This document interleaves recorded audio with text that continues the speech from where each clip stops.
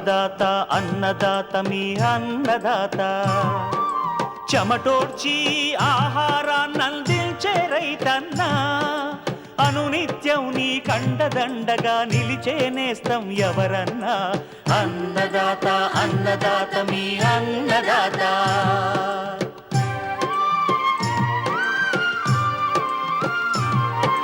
నూతన రీతుల సాగుబడికి నూరింతలు పెరిగే దిగుబడికి సూచనలిచ్చే సస్య రక్షణకు పశు పోషణకి శాస్త్ర విజ్ఞానం అందించి ముందుకు నడిపే తెలుగు రైతు భారతదేశానికి మకుటం అయ్యేలా తీర్చిదిద్దే ఆశయంతో మిమ్ము మేలు కొలిపేది అన్నదాత అన్నదాత అన్నదాత మీ అన్నదాత అన్నదాత అన్నదాత మీ అన్నదాత. అన్నదాత ప్రేక్షకులకు నమస్కారం. ఈనాటి ముఖ్యాంశాలు: పూత దశలో ఉన్న ఖరీఫ్ కందిలో చేపట్టాల్సిన సమగ్ర సస్యరక్షణ చర్యలు, గొర్రె పిల్లల పోషణ సంరక్షణలో మెలకువలు, ఇంకా జై కిసాన్ వ్యవసాయ సమాచారం.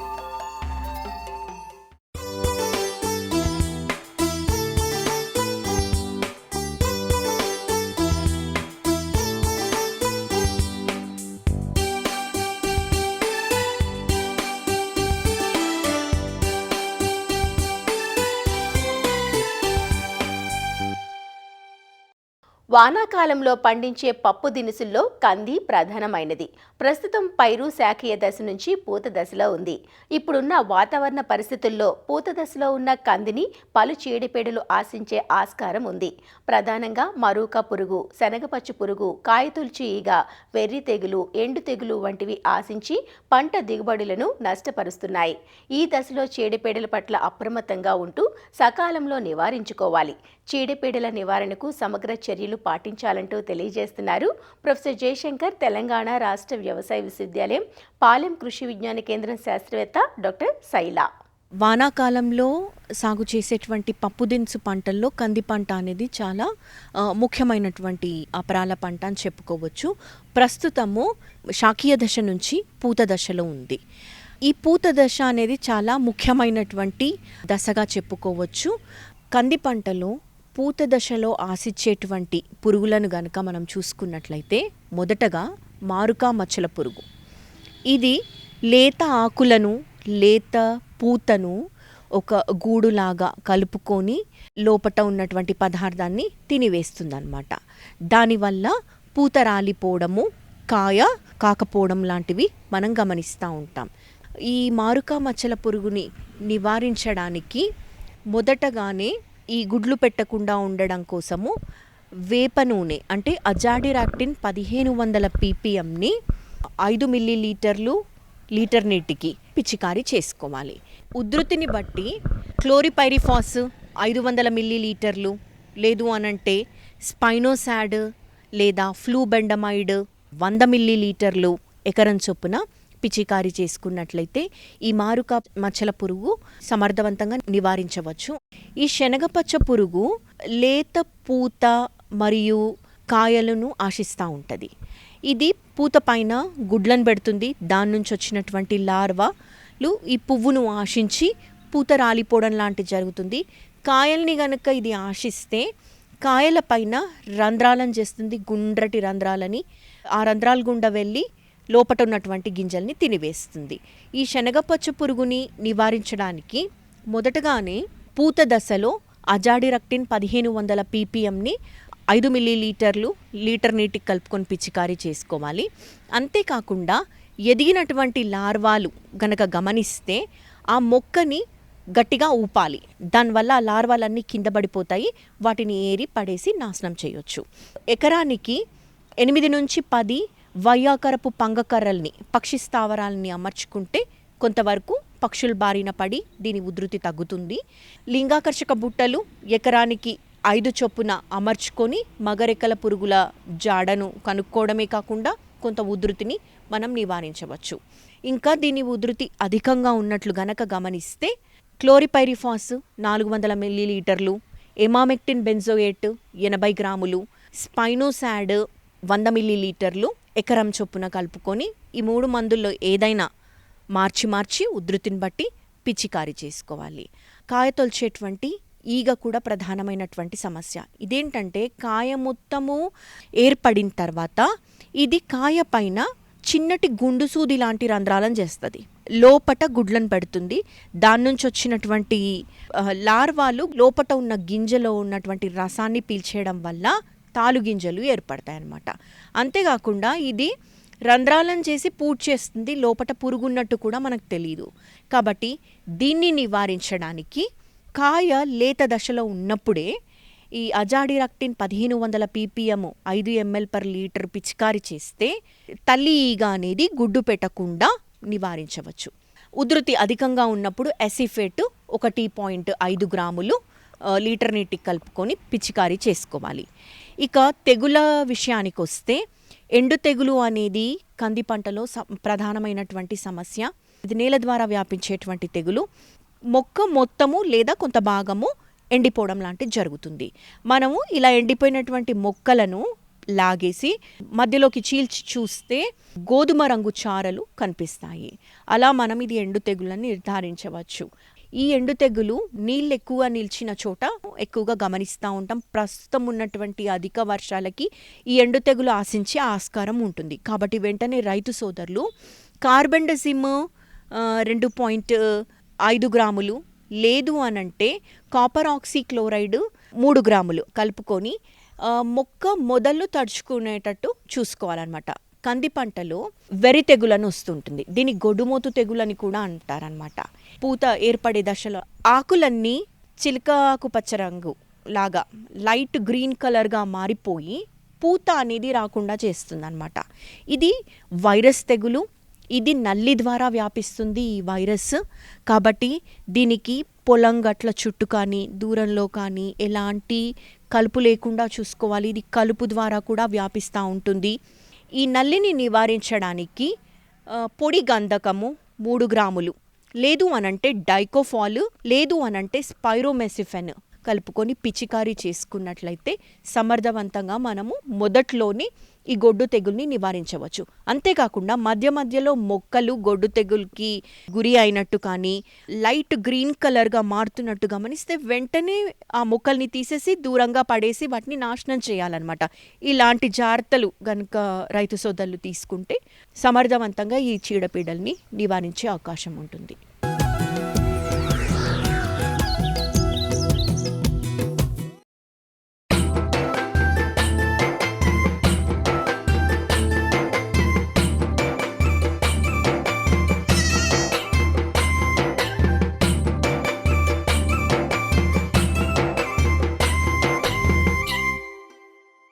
వ్యవసాయ అనుబంధ రంగాల ప్రాధాన్యత రోజురోజుకు పెరుగుతోంది.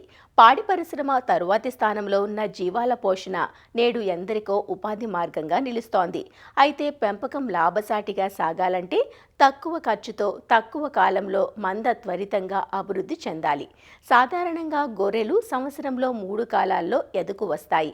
80% గొర్రెలు జూన్ జూలై మాసాల్లోనూ, 15% గొర్రెలు అక్టోబర్ నవంబర్ మాసాల్లోనూ, మిగిలిన 5% మార్చ్ ఏప్రిల్ మాసాల్లో ఎదుగు వస్తాయి.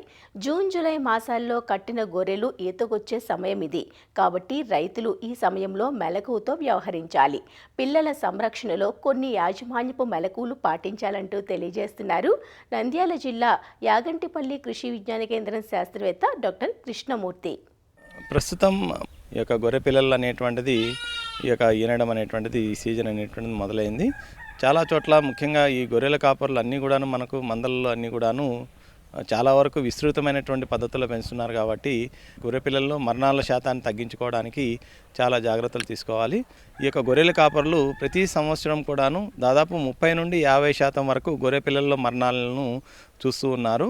దీనికి ముఖ్యంగా మనము పుట్టినటువంటి మొదటి రోజు నుండి కూడాను మనం దాన్ని 3 నెలల వరకు శాస్త్రీయపరమైనటువంటి యాజమాన్య పద్ధతులు కానీ పాటించినట్లయితే గొర్రె పిల్లలను బాగా పెరిగేటట్టుగా చేసి మనం మంచి ఎక్కువ ఆదాయాన్ని లాభాలను పొందడానికి అవకాశం ఉంది. కాబట్టి ఈ పుట్టినటువంటి పిల్లలను మనం తగినంత జాగ్రత్తతో పెంచాల్సినటువంటి అవసరం ఉంది.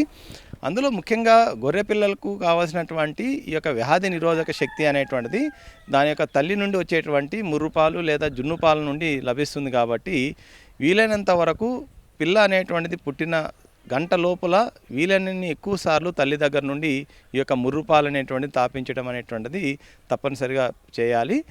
ఆ వ్యాధి నిరోధక కారకాలు కేవలం గంట సేపు మాత్రమే ఈ పిల్ల యొక్క చిన్న ప్రేగులో పీల్చుకోవడానికి వీలవుతుంది. కాబట్టి వీలైనంత వరకు గంట సేపు లోపు ఈ యొక్క ముర్రుపాలని తాపించడం అనేటువంటిది విధిగా చేసినట్లయితే చాలా వరకు ఈ యొక్క పిల్లల్లో మరణాలని మనము తగ్గించడానికి వీలవుతుంది. కాబట్టి జున్ను పాలు లేదా ముర్రుపాలు అనేటువంటిది తాపించాలి. చాలా వరకు 2వ రోజు నుండి మనము గొర్రె పిల్లలకి ఒక యాంటీబయాటిక్ మందుని తాపించాల్సినటువంటి అవసరం ఉంది. ఎందుకంటే ఈ యొక్క పాలు అనేటువంటిది ఈ యొక్క పిల్ల తాగుతూ ఉన్నప్పుడు ఈ మొదటగా వచ్చేటువంటి ఇన్ఫెక్షన్ అంతా కూడాను పిల్లకి ఈ తల్లి పొదుగు నుండే వస్తుంది. ఎందుకంటే తల్లి నేల మీద పడుకున్నప్పుడు ఆ యొక్క సూక్ష్మజీవులన్నీ కూడాను ఆ పొదుగుకి అంటుకొని ఉంటాయి. పిల్ల ఆ యొక్క పాలు తాగినప్పుడు పాల ద్వారా గొర్రెపిల్ల యొక్క శరీరంలోకి ఈ యొక్క సూక్ష్మజీవులు అనేటువంటిది ప్రవేశిస్తాయి. కాబట్టి పుట్టినటువంటి 2వ రోజు నుండి 5వ రోజు వరకు కూడాను 3 రోజుల పాటు ఏదైనా ఒక యాంటీబయాటిక్ మిశ్రమాన్ని, ముఖ్యంగా ఈ యొక్క డాక్సిసైక్లిన్, నియోమైసిన్ కానీ లేదా టెట్రాసైక్లిన్ కానీ ఇటువంటి యాంటీబయాటిక్ మందులను ఈ యొక్క పిల్లకు కానీ తాపించినట్లయితే నివారించడానికి వీలవుతుంది. తద్వారా పిల్లలు పారుకోవడం కూడా నివారించవచ్చు. 5వ రోజు నుండి 7వ రోజు వరకు ఈ జీర్ణశక్తిని మనం పెంపొందించడానికి గాను ఈ లివర్ టానిక్ను మనం తాపించాల్సి ఉంటుంది. దీనివల్ల జీర్ణశక్తి అనేటువంటిది పెరిగి ఈ యొక్క పాలు అరుగుదల కానీ అలాగే మనకు ఆహారం తీసుకోవడం అనేటువంటిది బాగుంటుంది, ఆకలి అనేటువంటిది బాగా అవుతుంది. కాబట్టి ఈ యొక్క లివర్ టానిక్ అనేటువంటిది మనం తాపించాల్సినటువంటి అవసరం ఉంది. వీటిల్లో గొర్రె పిల్లల్లో ముఖ్యంగా పెరిగే కొద్దీ వాటి యొక్క పాల యొక్క అవసరం అనేటువంటిది ఎక్కువగా అవుతూ ఉంటుంది. కాబట్టి తల్లుల దగ్గర నుండి సరిపడినంత పాలు లభించినప్పుడు ఈ యొక్క గొర్రె పిల్లలలో బలహీనత అనేటువంటిది ఏర్పడి పెరుగుదల అనేటువంటిది మందగిస్తుంది. కాబట్టి వాటికి మనం ప్రత్యామ్నాయమైనటువంటి మార్గాలను మనం అన్వేషించాల్సినటువంటి అవసరం ఉంది. అంటే పాలు అనేటువంటిది సరిపోనప్పుడు చాలా వరకు మనము ఈ యొక్క గేదె పాలు కానీ ఆవు పాలు కానీ తాపుతూ ఉంటాం. అయితే ఈ గేదె పాలు ఆవు పాలల్లో తాపడం వల్ల 2 రకాలైనటువంటి నష్టాలు ఉన్నాయి. ఒకటి, వీటిల్లో ఈ యొక్క వెన్న శాతం అనేటువంటిది లేకపోతే వాటిలో ఉన్నటువంటి సాలిడ్స్ అనేటువంటి ఎక్కువగా ఉండడం వల్ల జీర్ణశక్తి అనేటువంటి తక్కువగా ఉండి, అంటే అరుగుదల అనేటువంటి తక్కువగా ఉండి పారుకునేదానికి అవకాశం ఉంది. రెండవది, పాలు తాపుతున్నప్పుడు ఇన్ఫెక్షన్స్ కూడా వచ్చేదానికి అవకాశం ఉంది. కాబట్టి వాటికి బదులుగా మనకు బెంగళూరులో ఉండేటువంటి NIANP సంస్థ వాళ్ళు రూపొందించినటువంటి ఒక మిల్క్ రీప్లేసర్ అనేటువంటిది, పాల పొడి అనేటువంటిది మనకు దొరుకుతుంది. దీనిని మనము ఈ యొక్క ప్రతిరోజు కూడాను 50 గ్రాములు మనం వేడి నీళ్ళల్లో బాగా కరిగించి దాన్ని మనం కానీ తాపినట్లయితే పిల్లలకి ఈ యొక్క పాలు ఏదైతే తక్కువగా దొరుకుతున్నాయో వాటిని మనము అధిగమించవచ్చు. అలాగే పెరుగుతున్న కొద్దీ ఈ యొక్క పిల్లలకు పోషకాల అవసరం అనేటువంటిది ఎక్కువగా ఉంటుంది. కాబట్టి వాటి యొక్క అవసరానికి తగినట్టుగా మనం ఆహారాన్ని అందించాలి. అందుకోసం అని చెప్పి 2 వారాల తర్వాత నుండి మనం వీటికి క్రీప్ దానా అనేటువంటి దానాను మనం అలవాటు చేయాల్సి ఉంటుంది. ఈ క్రీప్ దానాలో దాదాపు 20% వరకు మనకు మాంసకృతులు ఉంటాయి. కాబట్టి ఈ మాంసకృతులు అనేటువంటిది వాటి యొక్క పెరుగుదలను బాగా వృద్ధి చేస్తాయి. కాబట్టి అటువంటి క్రీప్ దానాన్ని మనము ఈ 2వ వారం తర్వాత నుండి పిల్లలు తినేటట్టుగా మనం అలవాటు చేయాలి. ప్రతిరోజు కూడా ఒక్కొక్క పిల్లకు 50 గ్రాముల నుండి మొదలుపెట్టి 3 నెలల లోపు మనం నెమ్మదిగా పెంచుకుంటూ 200 గ్రాముల వరకు కూడా ఈ క్రీప్ దానాన్ని మనం తినిపించవచ్చు. దీనివల్ల మనకు పాలు అనేటువంటిది అందకపోయినా సరిపోకపోయినా ఈ క్రీప్ దానా వల్ల వాటికి కావాల్సినటువంటి పోషకాలు అనేటువంటివి లభిస్తాయి. కాబట్టి ఈ క్రీప్ దానాను మనం తినిపించాల్సినటువంటి అవసరం ఉంది. ముఖ్యంగా మనం కానీ చూసినట్లయితే ఈ యొక్క లవణాల లోపం అనేటువంటిది ఈ యొక్క పిల్లల్లో ఎక్కువగా గమనిస్తుంటాం. దానివల్ల ఈ యొక్క మట్టి నాకడము, అలాగే గోడలు నాకడము, ఇటువంటి వాటి వలన ఈ యొక్క పారుకోవడము, తద్వారా చనిపోవడం అనేటువంటిది ఈ యొక్క గొర్రెల కాపరులందరూ ఎదుర్కొంటున్నటువంటి ప్రధానమైన సమస్య. విధిగా ఈ యొక్క పిల్లలు ఉంచేటువంటి ప్రదేశంలో లవణ ఇటుకలను వేలాడదీయాల్సినటువంటి అవసరం ఉంది. ఈ లవణ ఇటుకలను వేలాడదీయడం వల్ల గొర్రెలు వాటికి అవసరమైనటువంటి లవణాలను ఆ ఇటుకను నాకడం ద్వారా ఈ యొక్క లోపాలు అనేటువంటిది నివారించబడతాయి. తద్వారా వాటిలో పారుకోవడం కానీ, పెరుగుదల నష్టపోవడం కానీ ఇటువంటివన్నీ కూడా లేకుండా పిల్లలు ఆరోగ్యంగా పెరిగేదానికి అవకాశం ఉంది. కాబట్టి ఖచ్చితంగా లవణ ఇటుకను వేలాడదీయాల్సినటువంటి అవసరం ఉంది. అలాగే మనం గొర్రె పిల్లలన్నిటికీ విధిగా 15వ రోజున మనం ఈ యొక్క నట్టల నివారణ మందు అనేటువంటి తాపించినట్లయితే గొర్రె పిల్లల్లో గ్రోత్ రేట్ అంటే పెరుగుదల రేటుని అభివృద్ధి చేసుకోవచ్చు. తద్వారా 3 నెలల వయసుకి 12 నుండి 15 కేజీల బరువు పెరిగేటట్టుగా మనం చూసుకోవచ్చు. తర్వాతి దశలో ఈ ఫ్యాటనింగ్ స్టేజ్లో ఇవి యొక్క గ్రోత్ రేట్ అనేటువంటిది చాలా ఎక్కువగా ఉండేదానికి అవకాశం ఉంది. కాబట్టి ఇప్పుడు చెప్పినటువంటి చర్యలన్నింటినీ కూడా గొర్రెల కాపర్లు పాటించినట్లయితే గొర్రె పిల్లల్లో మరణాల శాతాన్ని తగ్గించుకోవచ్చు.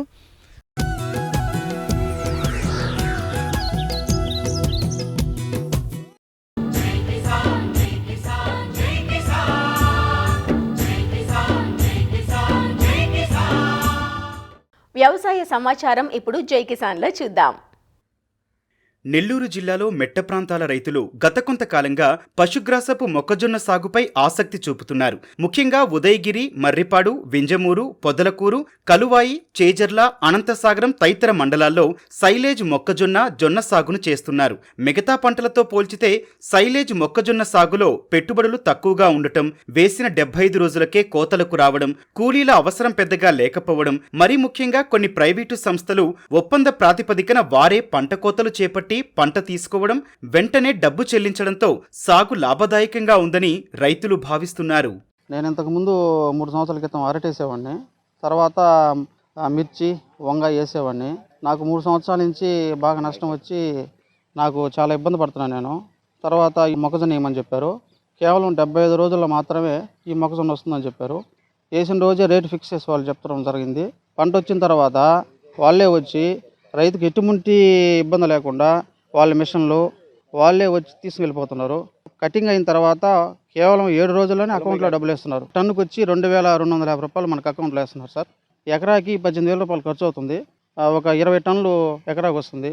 లాభానికి వచ్చేటప్పటికి ఒక 25,000 రూపాయలు మనకి లాభం వస్తుంది. మనకి చాలా బాగుంది ఇది. డల్లర్లు కానీ ఏజెంట్లు కానీ ఇందులో మనకి ఎటువంటి ఇన్వాల్వ్మెంట్ లేదు. ఇంతకుముందు మేము శేంగడ్డ వేసామండి.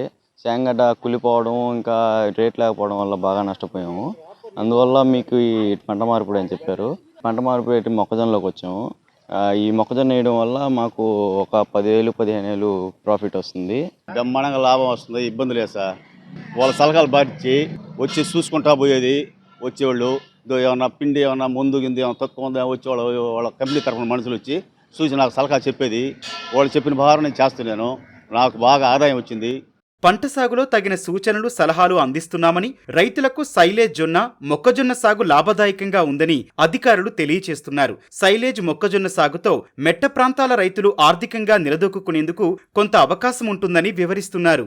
ఈ సైలేజ్ మొక్కజొన్నతో మేలైన యాజమాన్య పద్ధతులు కానీ పాటించినట్లయితే రైతుల సోదరులు కూడా మంచి దిగుబడులు సాధించడానికి అవకాశం ఉంటుంది. సైలేజ్ మొక్కజొన్న ప్రధానంగా ఖరీఫ్లో జూన్, జూలై మాసాల్లో, అదేవిధంగా రబీలోకి వచ్చేసి అక్టోబర్, నవంబర్ మాసాల్లో అనుకూలం.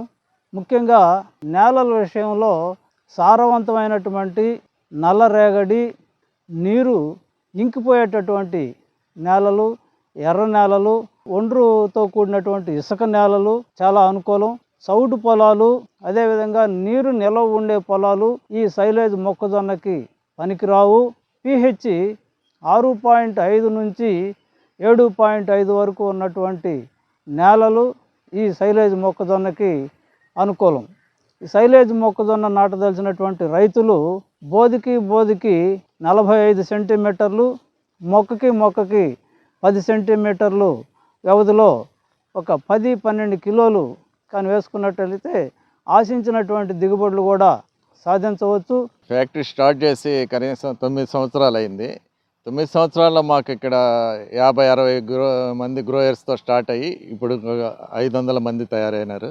మాకు మెయిన్గా మొక్కజొన్న సాగుకి ఇప్పుడు ప్రిఫరెన్స్ ఇస్తున్నాము. ఇది ఏంటంటే ఆల్టర్నేటివ్గా ప్యాడీకి సెకండ్ క్రాప్ బదులు ఈ మొక్కజొన్న వేసుకోవడం ఈ ఏరియా రైతులకి చాలా ఉపయోగం. మన మెట్ట ప్రాంతం రైతులకి ఇంకా ఉపయోగకరం ఇది. అంటే తక్కువ నీళ్ళతో ఈ పంట పండించుకోవచ్చు. తర్వాత ఈ లేబర్ ప్రాబ్లం ఉండే ఈ తరుణంలో మనం ఈ మిషన్ల ద్వారా ఈ హార్వెస్ట్ చేయడం రైతులకు చాలా ఉపయోగకరం.